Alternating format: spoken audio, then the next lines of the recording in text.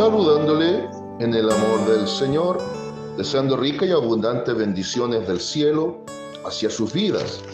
Ha llegado la hora de compartir el devocional, el pancito diario de vida que tanto bien hace a nuestras almas. Continuamos ya y estamos llegando a el cierre, la conclusión de nuestro tema en 3 partes, y hemos estado hablando del perdón, pero bajo el título hasta 70 veces 7. Hemos visto cómo se debe perdonar al hermano, cómo se debe amar al prójimo, bien, que ese es el punto, y hoy vamos a observar cómo juzgar el pecado. Ahora nos vamos directamente al contexto de iglesia. ¿Cómo juzgar el pecado? Pero a la manera bíblica, ¿cómo se puede hacer? ¿Que acaso el pecado no debe ser juzgado? ¿Se juzga el pecado y el individuo también? ¿Hacemos la vista gorda y escondemos el pecado como la nana floja debajo de la alfombra? ¿O habrá una forma? Pero bajo este código, hasta 70 veces 7, ¿cómo lo hacemos? Hay casos y casos, ¿cierto? Bien. Vamos a la Biblia. Primera a los Corintios capítulo 5. Primera a los Corintios capítulo 5. Vamos a leer desde el 1 al 7. Después vamos a intercalar algunos versículos. Bien. Primera a los Corintios capítulo 5, versículos 1 al 7. ¿Cómo debemos juzgar el pecado? Voy a leer la poderosa palabra de nuestro Dios en el nombre del Señor Jesucristo, la cual dice de la siguiente manera: de cierto se oye que hay entre vosotros fornicación, y tal fornicación, cual ni aun se nombra entre los gentiles, tanto que alguno tiene la mujer de su padre. Y vosotros estáis envanecidos. ¿No debierais más bien haberos lamentado para que fuese quitado de en medio de vosotros el que cometió tal acción? Ciertamente yo, como ausente en cuerpo, pero presente en espíritu, ya como presente he juzgado al tal, ya como presente he juzgado al que tal cosa ha hecho.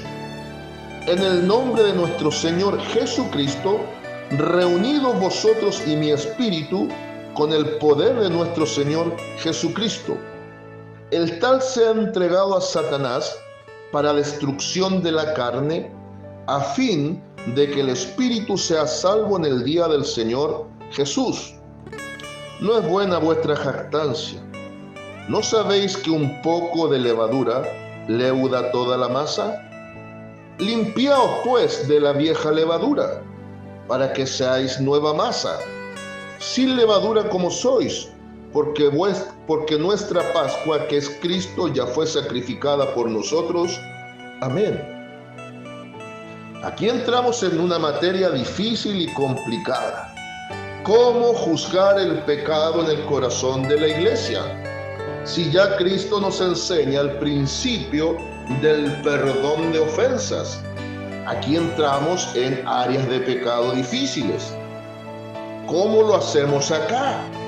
Si incluso nos enseña a amar al enemigo, dado de que el prójimo no es solo aquel que es próximo o cercano, sino que prójimo es todo aquel en el cual existe imagen y semejanza divina.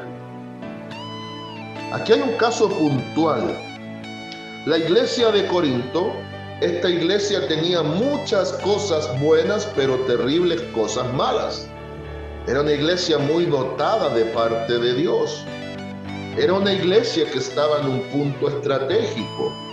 Era una iglesia muy favorecida en muchas áreas, pero era una iglesia que tenía grandes problemas internos. Había sectarismo, porque había grandes divisiones. Había mucha inmadurez. Había pecado que había penetrado la iglesia. Había gente que venía desde el paganismo. gente desde la cultura griega y romana, principalmente la griega, que quería seguir viviendo su vida antigua, pero ahora con el tinte de cristiano. Alguien diría, cualquier parecido con la realidad es mera coincidencia. Hoy por hoy, muchos están así, barnizados de cristianos, sin embargo viviendo la vida antigua.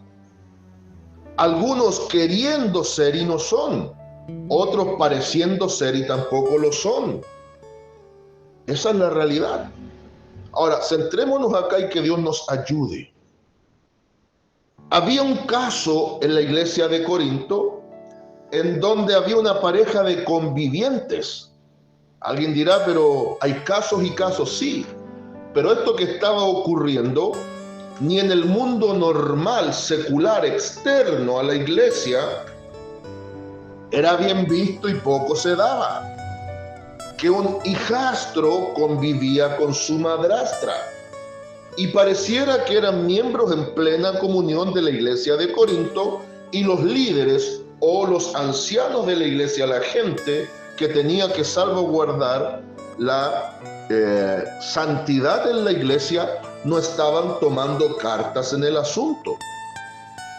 El problema es que este era un caso grave. No hay que olvidarse que la iglesia comenzó en un principio eminentemente judía, pero obviamente como Corinto era un puerto, uno de los puertos principales también, romano, pero con gran cultura griega,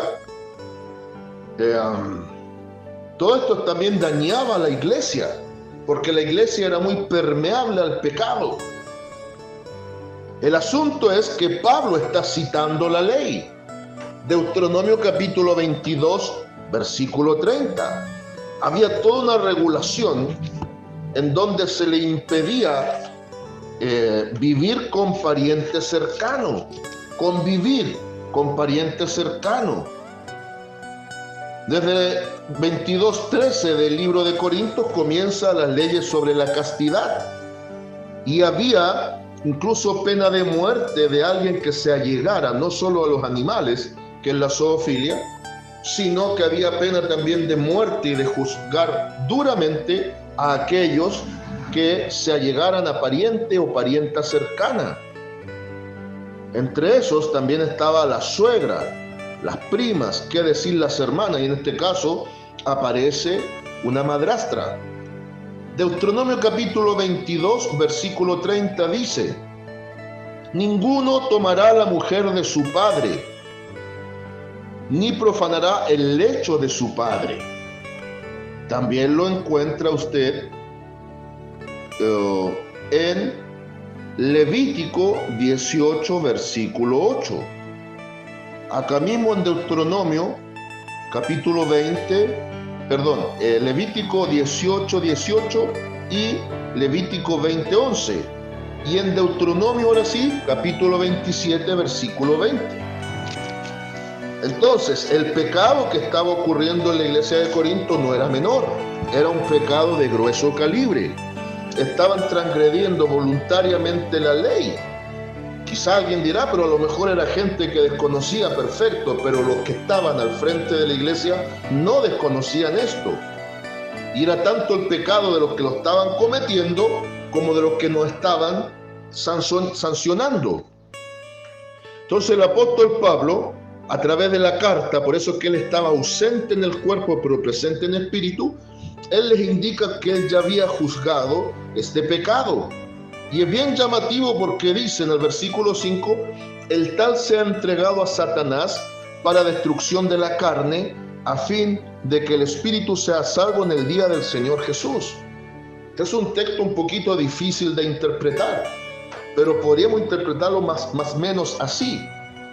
Frente a ciertas cosas, es lícito pedir que Dios no destruya a la persona, sino que le enferme para que venga un arrepentimiento.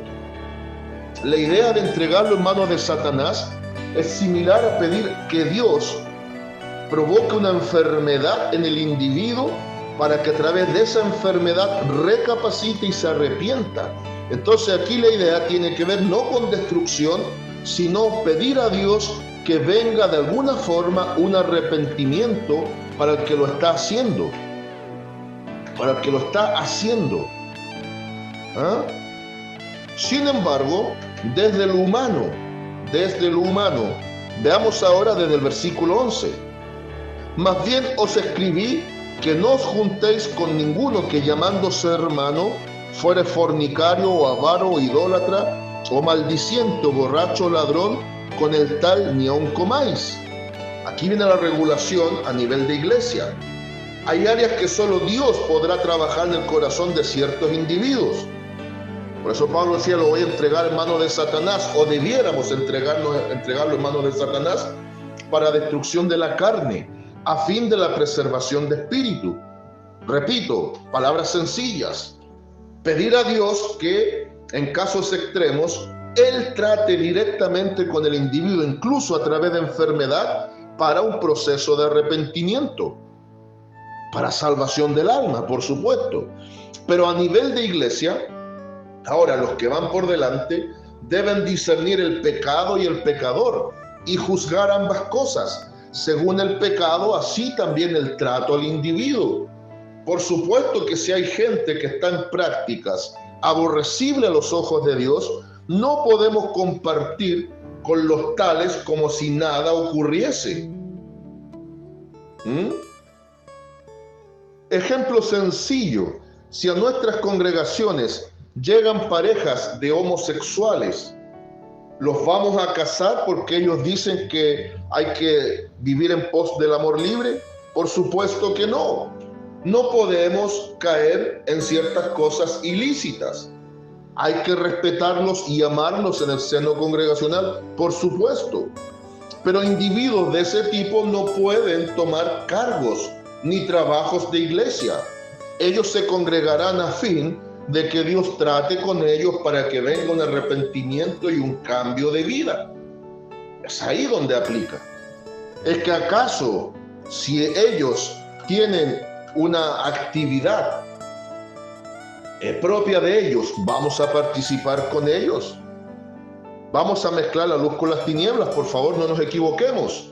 La idea es que ellos, como polillas nocturnas, lleguen a la luz y no que la luz se vaya tras las tinieblas.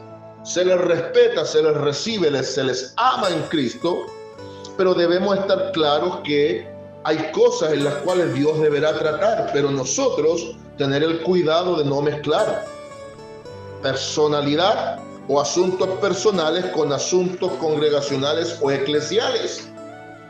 Bien, acá Pablo está diciendo, miren, todo este tipo de individuos, los fornicarios, los avaros, los idólatras, los maldicientes, los borrachos, los ladrones, ojalá ni siquiera coman con ellos. Ahora, en este caso estricto de Corinto era porque lo hacían comúnmente. En Corinto se necesitaba urgentemente corrección, porque, repito, estaban viviendo su vida antigua bajo el tinte de cristianos. No podemos mezclar las cosas. Versículo 12. Porque ¿qué razón tendría yo para juzgar a los que están fuera? ¿No juzgáis vosotros a los que están dentro? Después capítulo 6 nos presenta el litigio delante de los incrédulos. Es decir, hay áreas netamente de iglesia que se tratan en las cuatro paredes de iglesia, pero hay áreas civiles que se deben juzgar en los tribunales civiles. En lo que compete a la iglesia no metamos o no mezclemos los tribunales civiles, pero cuando hay casos graves, debemos como iglesia tratar el asunto del pecado que afectó a la congregación, pero derivar al que cometió pecado y delito a las autoridades civiles. Me explico. ¿Qué hacer frente a un caso de abuso o violación a menores?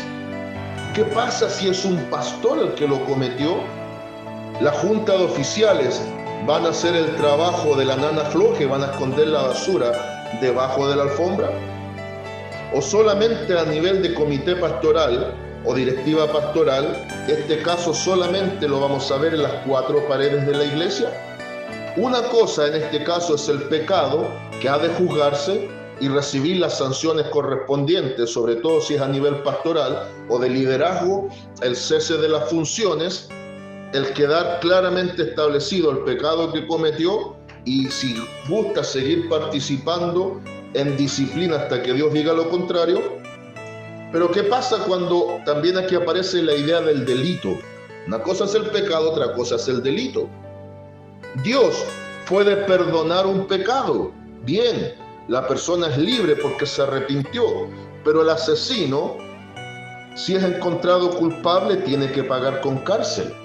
Quizá después de matar se arrepintió, y al haberse arrepentido pasa a ser hijo de Dios y es salvo. Pero eso no lo excluye de la pena de reclusión, la pena de cárcel, porque ahora se juzgará el delito. La iglesia debe juzgar, ojo, no significa perdonar, juzgar el pecado. Pero las autoridades civiles son las que juzgan el delito. Repito, en el caso, por ejemplo, de un abuso o violación a menores, que es lo más grave. ¿Qué hacemos ahí? Obviamente se juzga el pecado cometido con las sanciones correspondientes, y debemos dejar que la justicia dirima el caso desde el área judicial, y si toca cárcel, bueno, tendrá que pagar por su delito.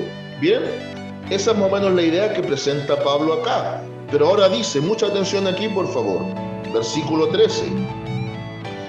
Porque a los que están fuera Dios juzgará. Atención, quitad pues a ese perverso de entre vosotros. Hay casos tan extremos que se debe juzgar severamente, no para destruir, pero se debe dejar claro para que la persona, si es posible, entre en arrepentimiento. ¿Ah? Para entrar en arrepentimiento. Aquí hay algo bien claro, sí. Me llama la atención y me gusta que después la segunda carta de Pablo, capítulo 7, versículos 2 en adelante, Pablo se goza porque los de Corintios se arrepintieron de muchas prácticas corrompidas.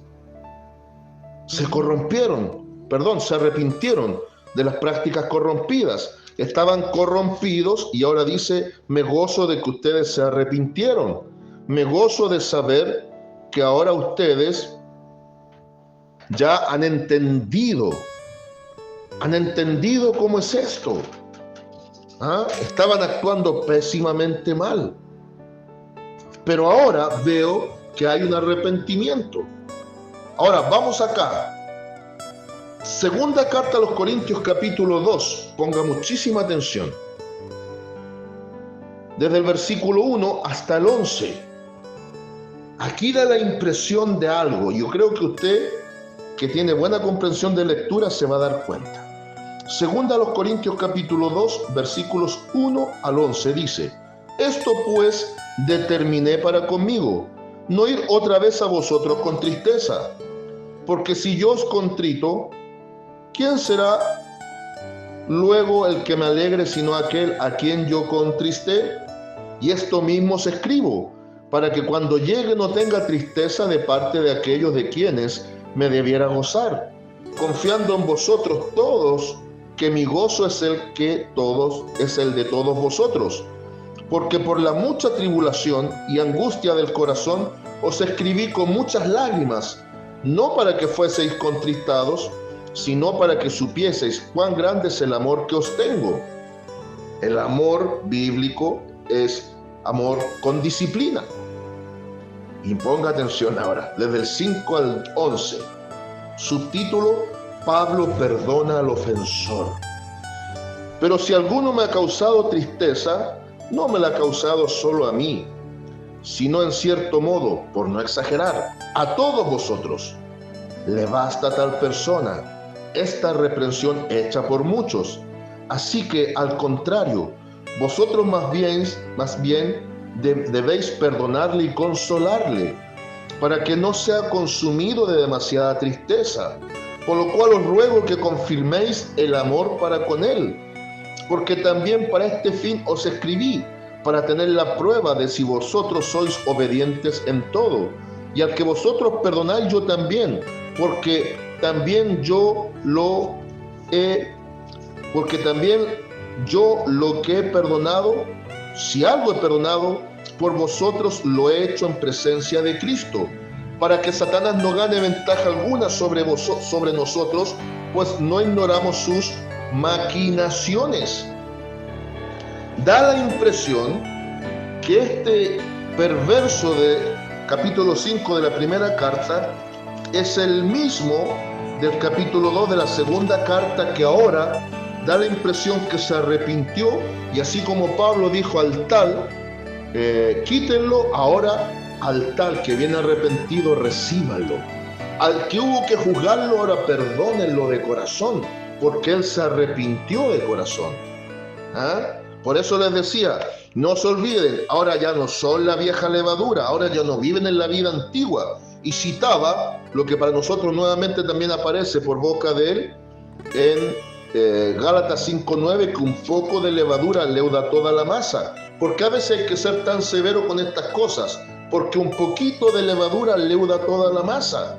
Pero una vez logrado el arrepentimiento del individuo, ya no lo tengas más por gentil ni publicano, ya no lo tengas por enemigo o por un señalado que está excluido. Ahora recíbele y restáurale con amor, con gracia, con misericordia. Me obedecieron para juzgar el caso, ahora obedézcanme para restaurar al individuo. Qué lindo es cómo la Biblia nos enseña frente a estas cosas. Gálatas capítulo 6, versículo 1 en adelante, Pablo también enseña: hermanos, si alguno fuere sorprendido en alguna falta, vosotros que sois espirituales, restauradle con espíritu de mansedumbre, considerándote a ti mismo, no sea que tú también seas tentado. Sobrellevad los unos las cargas de los otros y cumplid así la ley de Cristo. ¿Cuál ley? La ley del amor. Porque el que se cree ser algo no siendo nada, a sí mismo se engaña. Por ende, da la impresión de que fue juzgado el pecador y el pecado a los ojos de Dios dentro de la iglesia. Hubo responsabilidad frente a una conducta perversa, pero todo indica que hubo arrepentimiento y ahora era tiempo de restaurar con espíritu de misericordia. Lo peor es hacer leña del árbol caído. No se olvide, hasta 70 veces 7. Saludo de paz, amor y bendición desde Longaví a cada uno de ustedes.